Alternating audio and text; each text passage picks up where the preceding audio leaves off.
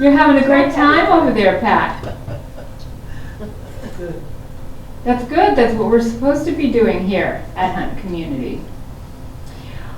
All right, I'm going to wait for Richard to get settled. All right.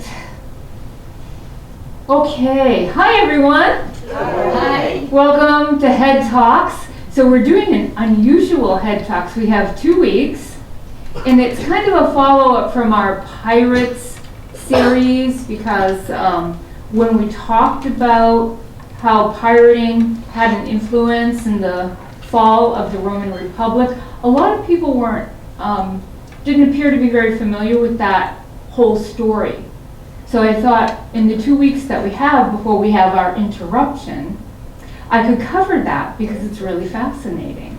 So that's what we're going to do today. We're going to talk about the Roman Republic. And if you've been with me for any length of time, you know that I like to start at the absolute beginning, right? Yeah. All right, so we have to go back in time a little bit to understand, yes, to understand the... Very clever, very clever. Oh, thank you.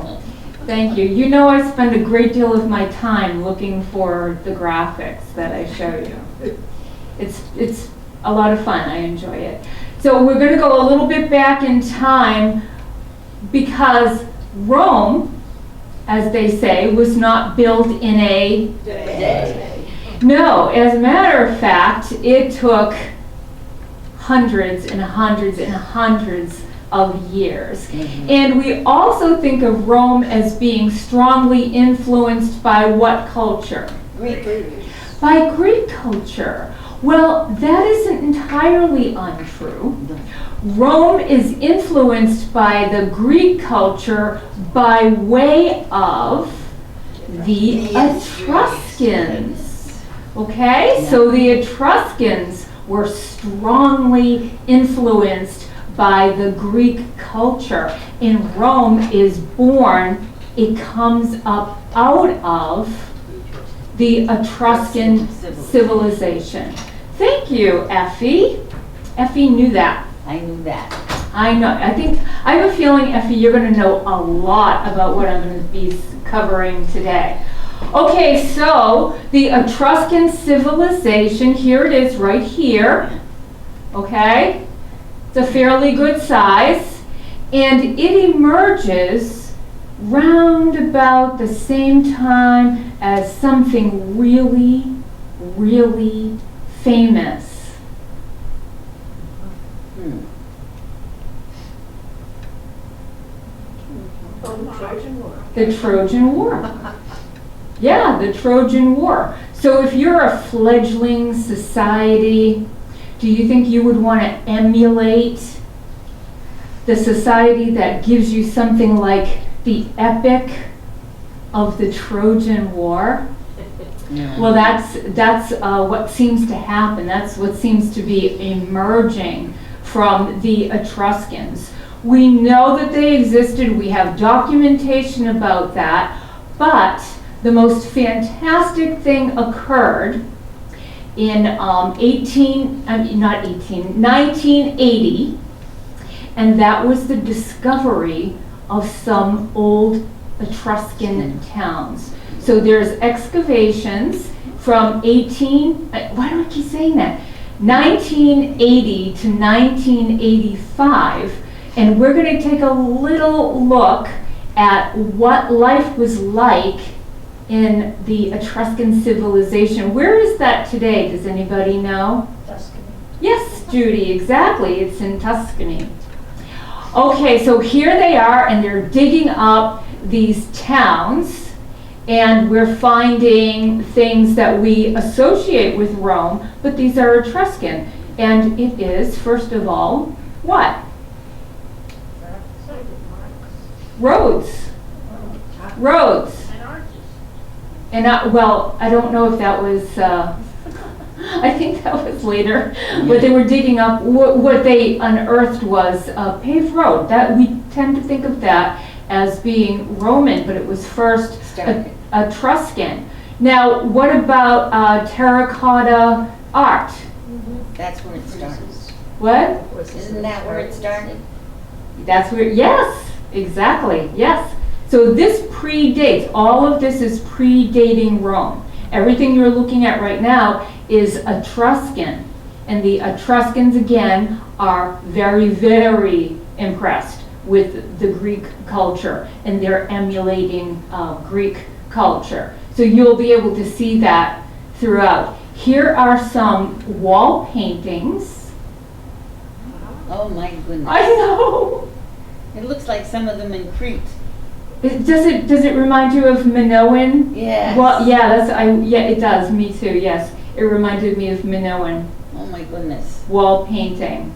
They do seem to have been very fond of reclining and having dinners together. That was a recurring theme. We should Geez, start we up. still kind of like to do that, don't we? We should start that up again. Yeah, we should have Greco-Roman banquets, I think. That's a great idea, actually. Tell the new chef, he'll love it. I'll tell the I new can't wait till you suggest that one. And you have to all wear togas. Okay, oh, gosh. Or you don't have to wear anything at all. Oh, no, but you do. Yes, you really Are do. you trying to take my appetite away? All right, I think we should move along. We should move on. Here's one that is restored. It wasn't discovered this vibrant. It was restored, but my goodness, they're having a wonderful time. They know how to have I fun. think life was very happy, or at least it looks like that to me. Here's some figurines. Oh, they're Look how beautiful they beautiful. are. Yeah, look how beautiful. And there's several. Many have been recovered. I'm just trying to go through this as an introduction. But I found these, I just thought they were so intricately carved. They're just absolutely beautiful. And then here's another. Oh my. It is a tomb. They one of the things they discovered was this whole necropolis. And so they found all these tombs, and that's what you'll see. There's several of these that they were able to dig up as well. And but look at the detail in that. That's something. Isn't that amazing? Yeah, it's absolutely amazing. All right, so this is emerging. This is a culture that's emerging about 900 BC, 1000 BC. What was Rome at that point in time? It was just a small colony, really. It's a little farming Yeah, village. that's all it is. Rome is a little farming village. That's what it is. It's right here. I had to put a bold red arrow so you could all find it. Yeah. Okay, so this is Rome here, and this is the Etruscan Empire Yeah. and all the influences that they have. So how does this tiny little dot become the Roman Empire? What's the very, very, very beginning? Does anybody know that story? All I can think Who of is said it? the twins. The twins. Mimi said it. Yes, Romulus and Remus. And that story begins, what? Right after the Iliad. That's the word. Right, Yes. right after the Trojan War. Right after the Trojan War. Yeah, we're in that time frame, relatively speaking. Okay, so 753 BCE, we have a story, and it's a story that is not unlike some story. We've heard a lot of stories that have similarities to this one. But here is the story of the founding of Rome. And it begins in a land not in Rome, but adjacent to Rome. It's called you don't need to know that, and you're not going to remember that, so I won't throw a lot of details at you, but it's nearby, and there's a king who is overthrown by his brother. His brother overthrows him. The brother keeps him alive, but he kills all the other relatives. All the other male relatives. He kills them, all right? But for some reason, the brother, who is king, remains alive. And the daughter she doesn't get killed either. She gets forced into becoming a Vestal Virgin. Why would that be?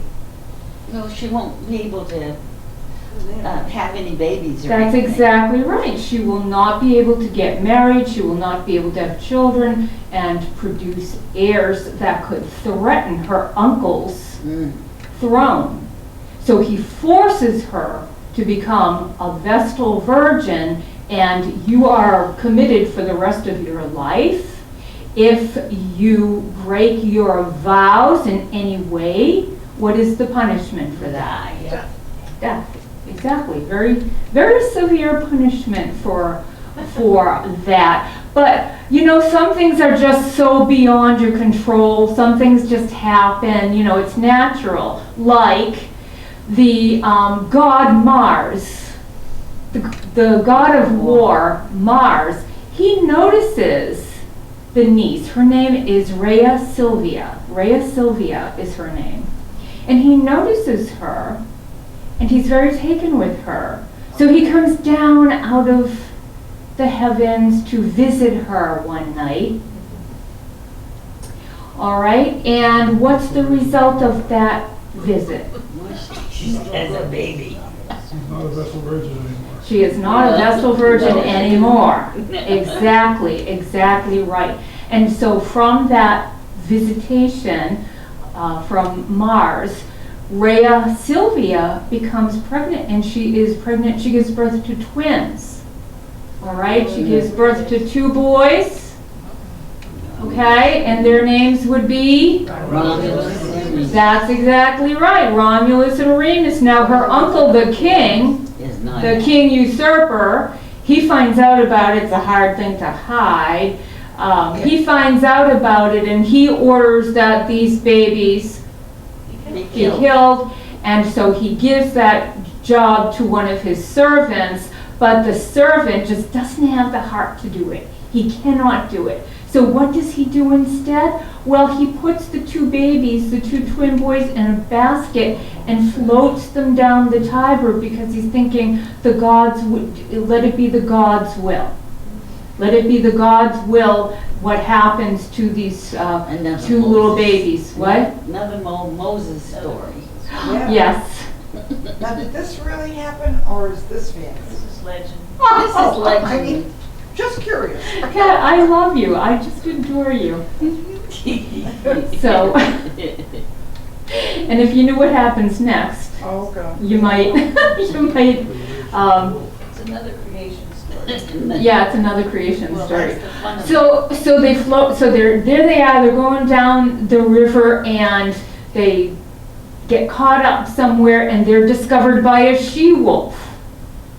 Oh, And the she-wolf sees these 2 helpless creatures and decides to tend to them, to keep them alive.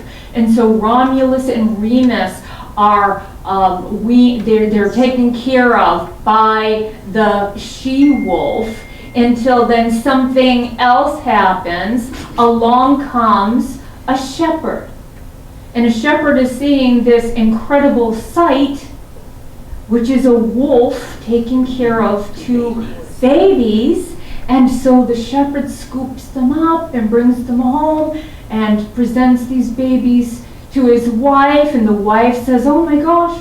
So they're going to raise them as their own. Now, in small villages like this, you know, stories get around, right? Stories get around. And the fact that Rhea Silvia, the Vestal Virgin, had 2 children fathered by the god of Mars, I would imagine that would be a story that would travel. That would go around pretty quickly. And so the shepherd and his wife, they figure out who these babies are. And they do their very best to keep them in the fields, to keep them protected, to keep them safe and out of, the public areas. But you know how boys are, Yeah.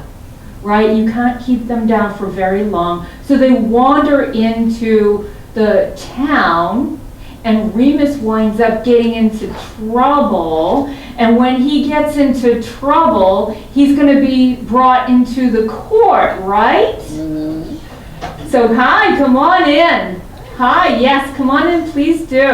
While they're coming in, what happened to the wolf? Oh, She went on, she Well, went, they took the babies away. Did they kill the wolf? no, Okay, no, good. no, no, no, no. No, what happened to the wolf? The wolf becomes a legend, comes Oh. down through all of time Okay. as the savior of Romulus and Remus. That sounds so good. Doesn't that sound good? What? And he didn't eat the sheep. And he didn't eat the sheep, yeah, well, No. yes. Well, we know Okay, that. so Remus has to go into the court, and who's in the court? the The king. king. And so the adopted father is very nervous Yeah. because they're going to be discovered. And so he tells the boys who they really are, what their heritage actually is. And when they find out about this, what do they do to their great uncle? This would be their great uncle. They kill him. Yes, exactly, Effie. Wow, you're right on top of this story. They kill him. They kill the king. Their grandfather would be their grandfather Yeah. is reinstated.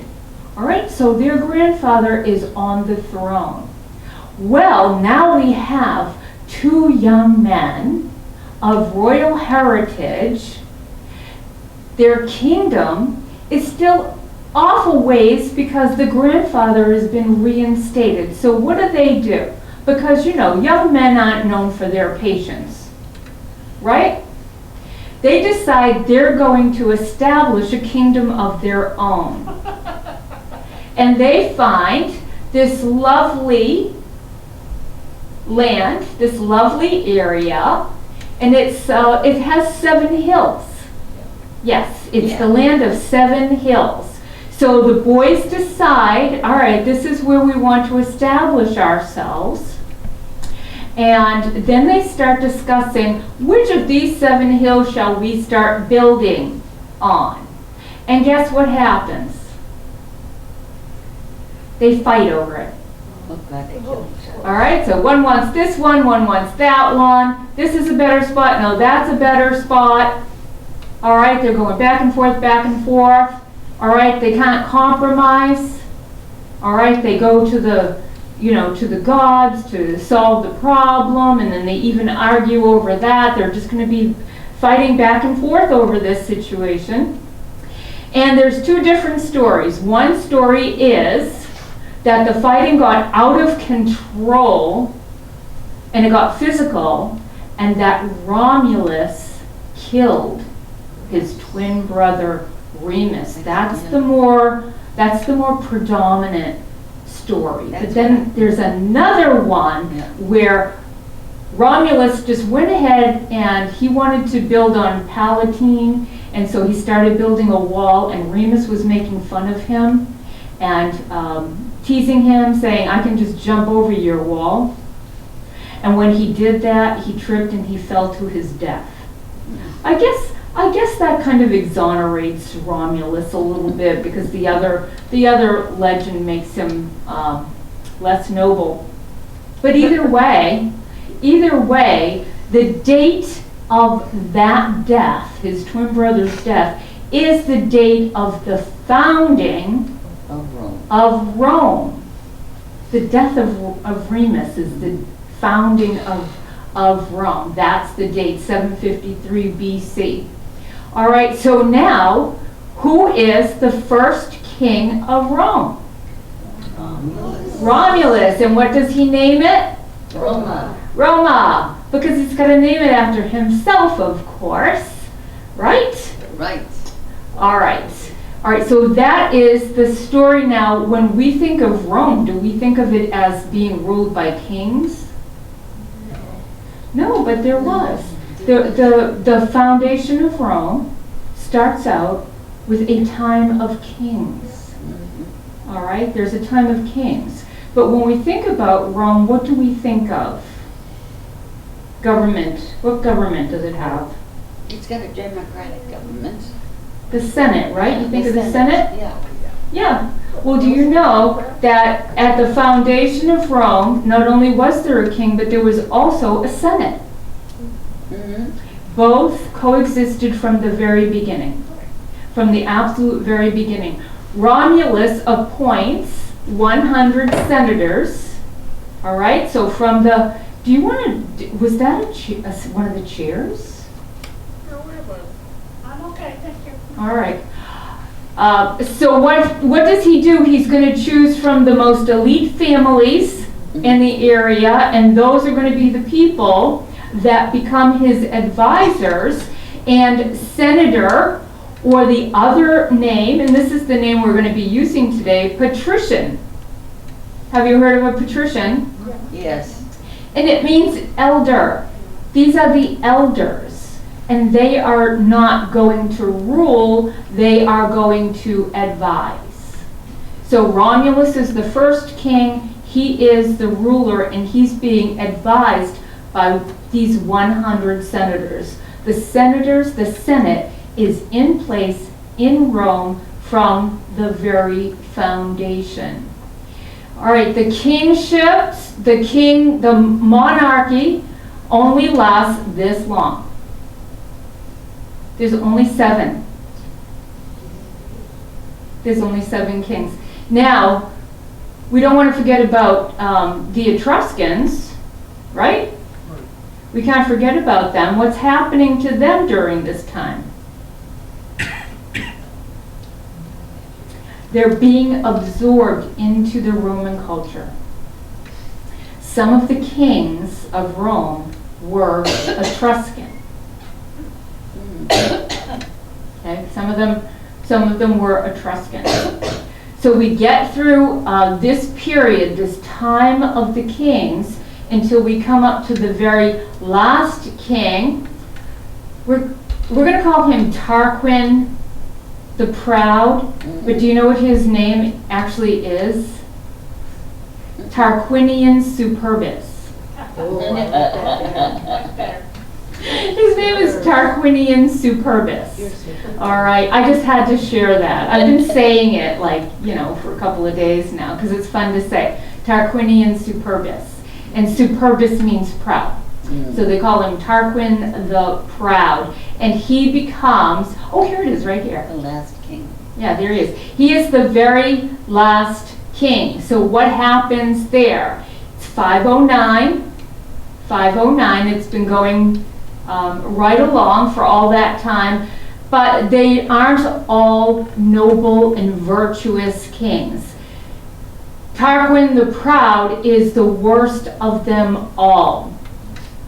The king before him, he murders him and places himself on the throne, claiming that the king before him wasn't elected properly, he was a usurper, and then he himself does precisely the same thing and puts himself on the throne. He attacks the people. He was a tyrant. He was just an absolute and total tyrant. And the people were just fed up. They're just completely fed up with the whole system, So they exile him. He tries to come back. There's battles. There's all kinds of wonderful details that go along with this, but ultimately he's banished. He's exiled. All right, so now we have the Senate. The Senate's already there, correct? Yeah. They've been there since the foundation, since Romulus. They're already there. And they're thinking to themselves, we don't want a king. It's not a system that we want to have. What is happening right about the same time as they exile their king? Democracy. Greece has established a democracy. All right, now we have a long-running love affair with all things Greek, right? All right, so isn't it natural that the Roman Senate would want to do something similar? So they come up with this. Have you seen this symbol before? Yeah. All right, what is it? All right, this symbol, all right, this means the Senate and the people of Rome. That's what that stands for. That is the newly established government. They're not going to have a king anymore. They're going to have this system that is the Senate and the people of Rome. So who are the people? Let's take a look at the Roman class structure. We have patricians, and who are they? Remember? Money, money, money. Yeah, they're the wealthy elders. Yes, and then what's everybody else called? Yeah. Common every day. Yeah, the common everyday. It's everyone who is not a patrician is a plebeian or a pleb. They're also called the plebs for short, apparently. Not a slave. Yes. No, they're not. Yeah, they're not a slave. So common everyday people, they're shopkeepers, they're artisans, but that's a good point, Judy. They are not slaves. They are not slaves. Okay, so let's take a look at it a little bit closer. All right, you have the patricians, and I took this off the internet, so there was a spelling error here, and I just put it over here because this is really important. All right, it's not council, it's supposed to be a consul. All right, and we're going to explain what that is in just a second. But this is the top of the pyramid. Then we have the plebs. All right, and these are the people that pay taxes, but they have no say in making laws, and they have no say in government, but they have to follow the laws, right? Okay, you have the freedmen. They're not slaves, all right? They could be merchants, they could have a trade, they could be farmers, and then there are the slaves, all right? And we all know, sadly, what slavery is all about. How do you tell the difference? Well, if you're a patrician, you wear white robes with the imperial purple stripe, not shown here, but I have it on good authority. They wore maroon moccasins or sandals, and they wore a gold ring. I don't know if it looked like this. I just put that up there because I thought it would make sense. So you could really tell the difference between a patrician and a common person. They really stood out. They definitely stood out. Now, what is a consul? There's two. They're elected by the Senate. So they're elected. They behave like a president. They'll make decisions, they make laws, but they can only serve for 1 year. Is that crazy? Yeah. They serve for 1 year and they can't be re-elected ultimately. It took a while to get all this down. Best system ever. What? Sounds good to me. It's a good system. This is what does not allow for corruption. Well, that's exactly what they were trying to do. Yep. They were trying to eliminate corruption. They didn't want any one person to have too much power. They were burned by the monarchy. Yep. And so everything they're thinking about is to eliminate the possibility of any one person or a few people having too much power. Okay? Yeah. So the Senate elects the 2 consuls. They serve for 1 year, cannot have a second term, and one can disagree with the other one. And that has to be resolved before passing and enforcing laws. All right, now there is a situation where you can have something like a monarchy. All right, they have something at the very top. They leave space for emergencies. And during emergencies, you can elect one of the consuls to become what they call a dictator. But it's not dictator in the way we think of it. It's just someone who's going to take the reins. So let's say you're being attacked by a heavy force. You're being attacked. You need somebody to take the reins, take control, get everything squared away, and then they dissolve that position. You could only have that, you could only hold that for 6 months. You could only hold that for 6 months. Can anybody think of a famous person who held this position? Pericles. Julius Caesar. Yeah. Somebody, I think someone said it. Julius Caesar. No. Pericles. Nope. Wasn't Pericles? Cincinnatus. Oh, I forgot about him. Remember the story of Cincinnatus? He did it twice.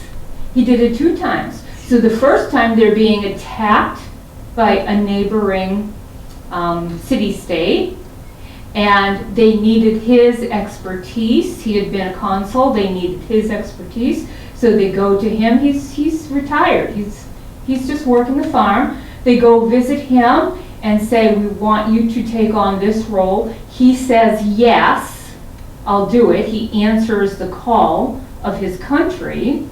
He goes and he resolves this in 21 days. In 21 days. All right? So that when he returns, they're so grateful, the people are so grateful that they're saying, you know, we'd like to offer you this, we'd like to offer you that. What does Cincinnatus do? Well, he was a farmer. He doesn't want to do that. Nope, he doesn't want to do that, so he walks away. And he goes back to his plow. He goes back to the field, the farm, his land, his wife, his children. And then there is a plebs uprising, a common people uprising. So they come to see him again. And they say, we need you, we need you, we need your help. And this one, I think, was just a few days. He got it all resolved, put it to bed. It's all done. And again, they offer him, kingship or to rule for a length of time. They offer him all kinds of things. He denies all of it. He doesn't want any of it. And this is the ideal in virtue for Roman citizens. Cincinnatus becomes the ideal in virtue because what are they trying to avoid? A dictator. Any one person having too much power. And what does Cincinnatus do? How does he behave? When offered all the power, he says what? No. Doesn't want it. No. So he respects the republic. He respects it and he hands it back. Now, when the American Revolution takes place and George Washington becomes president, do you know what they offered him? The kingship. They offered him kingship. There is a statue, this is George Washington, Yeah. in the likeness of Cincinnatus, because that ideal was exhibited, demonstrated by George Washington. And then did you also know? Cincinnati, Ohio. Yes, Cincinnati, Ohio is named after Cincinnatus. Originally, the settlement was named after the man that settled it, but he didn't have like a great character, so they didn't really like that. And so again, they fell back. Yeah, he wasn't like, the most upstanding. And so they fell back on this sense of virtue. It really represents, Cincinnatus represents a sense of virtue, and there was something called the Cincinnati, which is the plural, the Cincinnati Society, and so they named the city After Cincinnati. after Cincinnatus. Okay, but we have to get back to this because that was just a little fun aside. All right, so what about, we got the Senate, but what about the people? All right, the Senate's working pretty well, isn't it? But what about these folks? These everyday folks? they don't have a say in making the law. Yeah. They're not a part of it. They can't go into the Senate and say, you know what, we could really use, a little help with this. They have, let's say, no representation. Does that sound familiar? Yes. There's no representation. And so the patricians are just saying, yeah. Are they giving them anything? No. No, why would they? Why would they? They're plebs and they're patricians.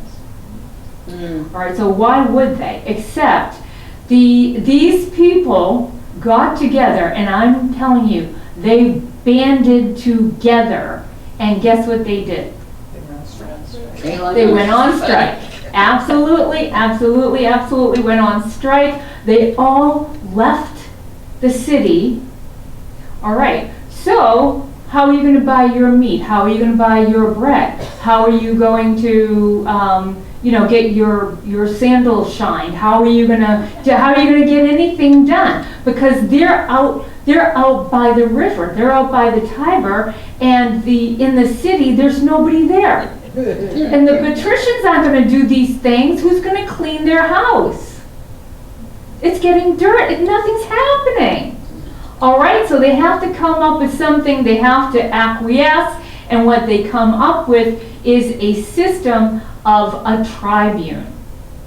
So one of the plebs is elected to go and address the Senate to state their needs and their requirements and their desires. Now, this isn't a great, wonderful position, apparently, because in order for the person to agree to take on this position, all the rest of the assembly, it's the plebeian assembly, they have to swear an oath to protect him. So if something like that was needed, it kind of insinuates that going into the Senate to say, the common people would like this or that is a very dangerous business indeed. And so they all had to swear an oath, take a pledge that no matter what needed to be done, they would do it to protect him.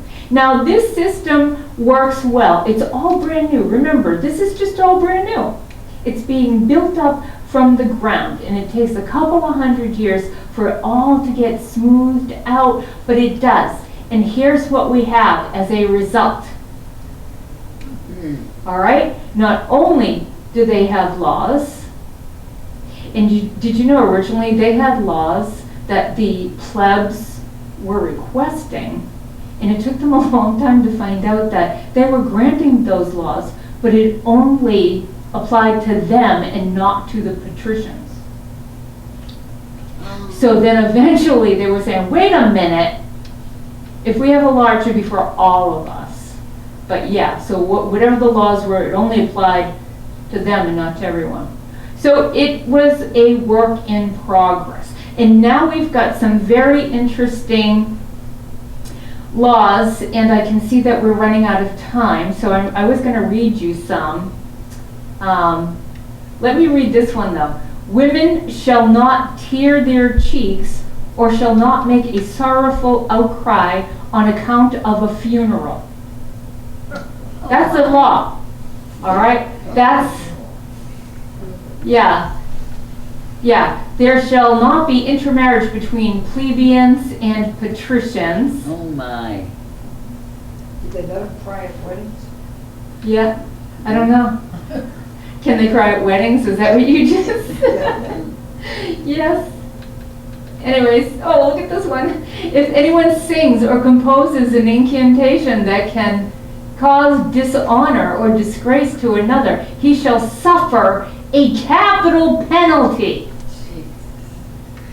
I would suffer a capital penalty if I sang at all about anything. Yeah. All right. So anyways, what's happening now? All right. We have all this is occurring. The government is developing, but also Rome is developing. Remember when it was just this tiny little spot?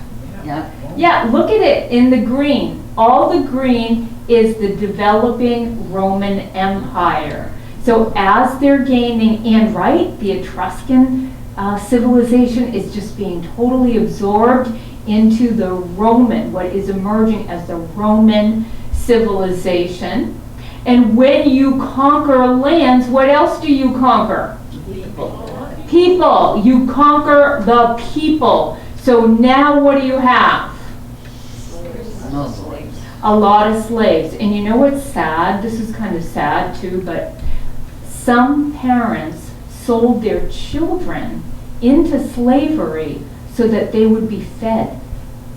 Yeah. They were so poor that they couldn't feed their children. If they sold them to a farmer, the farmer would then be responsible for giving them shelter, food. You had to, there were laws to take care of, within reason, your slaves. So you have more class distinctions, but there is one class distinction that was the worst of all. One class distinction that was worst of all. Does anyone want to guess?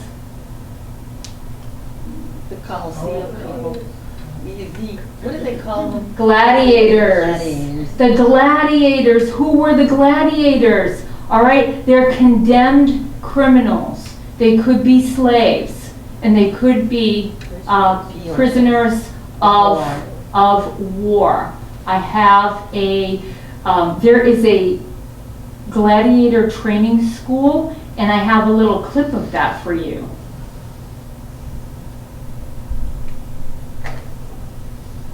Gladiator is either a warrior hero or a villain to be booed. He may have been a slave or a criminal or even a prisoner of war. It's a little bit violent, but it's not become a real. caged, performing animal, fed a diet of high-energy food and savage beatings. He is an object of scorn, envy, admiration, even lust. If he is lucky, stardom wins. The crowd will chant his name and he will win his freedom. But his days are spent honing the only skills for which he will ever be praised or valued. Fighting, killing, dying. Gladiators are trained in special facilities, the so-called ludi, or games, literally, but they probably weren't a whole lot of fun. This is where gladiators live. These are barrack-like facilities. In the decades after the opening of the Colosseum, a huge training school with its own arena will be built next door to feed it with skilled fighters. It looks small, but only compared to the Colosseum itself. In fact, it serves as barracks for hundreds of men. The training of gladiators in many ways parallels the training of Roman soldiers. Just like a Roman soldier, a gladiator has to learn how to wield a sword. So both legionaries and gladiators will train with a gladius, the standard two-edged sword. The gladius is designed for close quarter work, stabbing and slashing from behind a shield in the press of battle. Many of the gladiators have seen firsthand how the legionaries used it. They were prisoners of war. They had faced it. And while legionaries are taught to kill with an efficiency that is almost industrial, the training that gladiators receive is different. They have to be shown. It's spectacle fighting. It's extremely ritualized. It's a world apart from ordinary fighting, from soldiers fighting. Because the Roman people are obsessed with gladiator fights, we're able to build a very clear picture of what one looked like. There's written evidence, pictorial evidence, graffiti from the time, and most strikingly of all, this armor. A gladiator's weapons and armor are his costume and his props. These bits of gladiators' kit were found both in Herculaneum and Pompeii, and they illustrate beautifully the extraordinary variety that you need to make a gladiatorial spectacle. Look at this guy with this helmet with tiny little holes. That gives him good protection. The various styles of armor are meant to represent the battle dress of Rome's conquered enemies.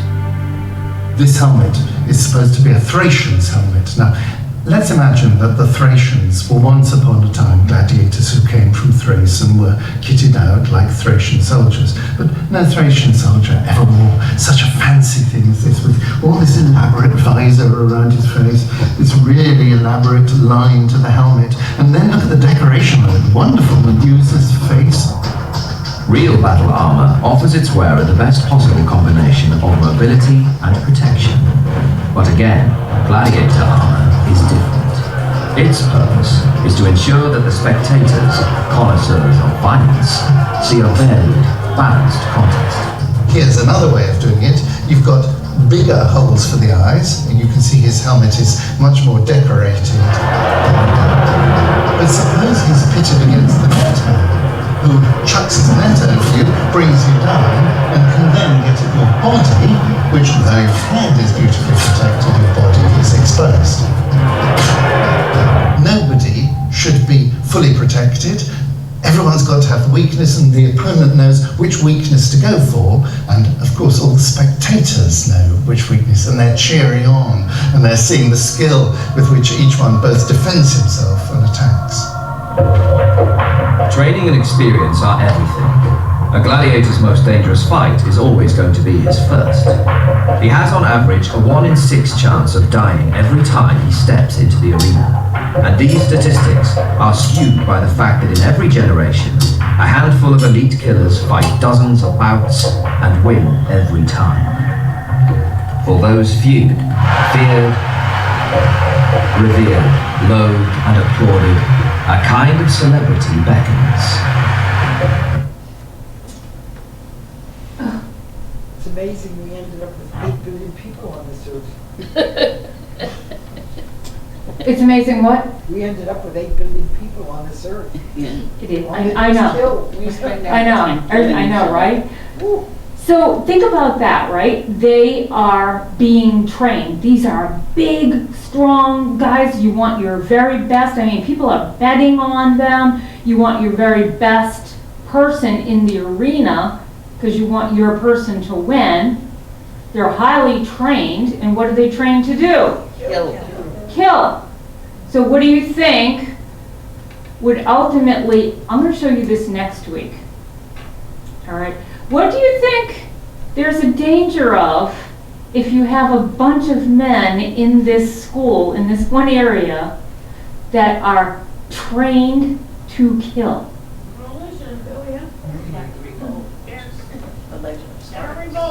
You have a revolt?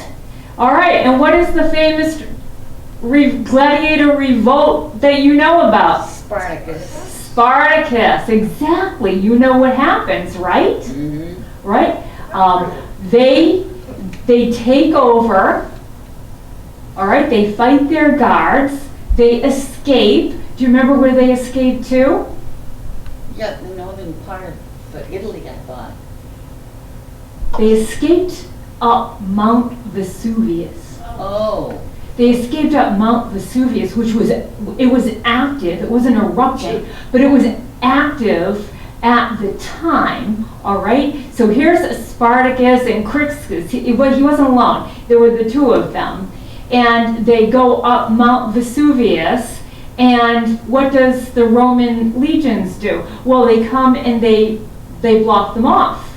There's only one path up. So they're completely blocked off, and they're thinking, okay, fine, we're gonna squash this little rebellion this afternoon. It'll be over by this afternoon.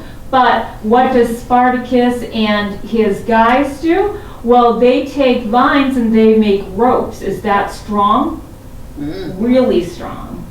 And they climb down the other side. They sneak up, they come around, they sneak up on the Roman soldiers, and, oh, I did want to show you that. They have literally taken their shackles and forged them into swords. Forged them into swords. And they fight the Roman soldiers, and who wins? Spartacus, yes, Spartacus wins. Okay, as their reputation is gaining, thousands and thousands and other slaves are joining them. They become so big that Spartacus and Crixus have to separate because they're just too big. And the Roman soldiers are coming down on them. They're adding more and more soldiers. All right, Spartacus has to find a way to escape. Guess what he does? He makes a deal with the devil. All right? He employs pirates.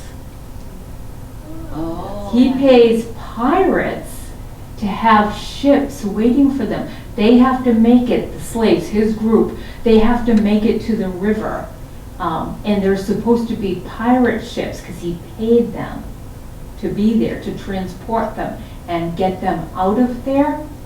So when all of the slaves get to the river, what's there? Nothing. Yeah, they were double crossed. This is before the pirate code was established. All right, there was nothing there. And so ultimately, what happens? Well, the Romans killed them. The Romans got them, yes. The Romans got them. They were crucified, actually. They were crucified. They were lined up on the road. And the man that led that army to get them, Crassus. do you know him? Yeah. You've heard of Crassus before? Mm. All right, Crassus. Yeah, what? They were both. He was the one that did it, and then Pompey came in and took credit. Crassus did all the work, and then Pompey came in and, you know, wrapped it all up and said, I squashed the rebellion. And Crassus was upset, and that caused a whole big thing. That, yes. So this man is directly involved in our topic. He and his buddies, the one that squashed the Spartacus rebellion, and his buddies here are the people who set in motion the fall of the Roman Republic. It starts right here. And we're going to talk about that next week. And we're going to hear their stories.